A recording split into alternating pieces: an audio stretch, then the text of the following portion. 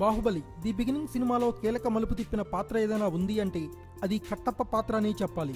తనే స్వయంగా పెంచి పోషించిన బాహుబలిని కట్టప్పే చంపేయడంతో సినిమా అనూహ్య మార్పులు తిరిగింది.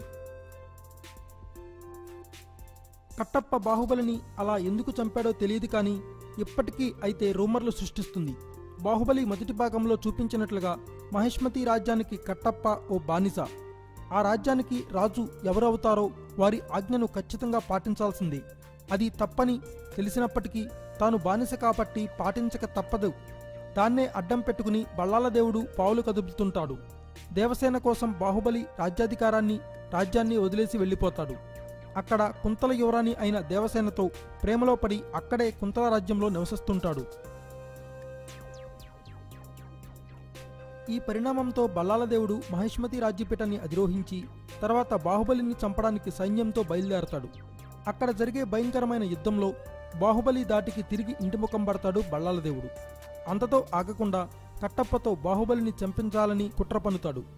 కట్టప్ప అంత సులభంగా ఈ పనికి ఒప్పుకోడని తెలిసిన బల్లాల దేవుడు వెంటనే రాజమాత శివగామీదేవిని బంధించి కట్టప్పతో శివగామీదేవిని చంపుతామని బెదిరిస్తాడు.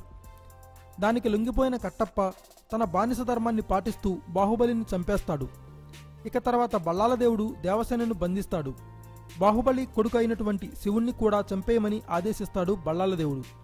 ఇప్పటికే బాహుబలిని చంపేసి పెద్ద తప్పు చేశానని భావించిన కట్టప్ప దానికి ఒప్పుకోడు.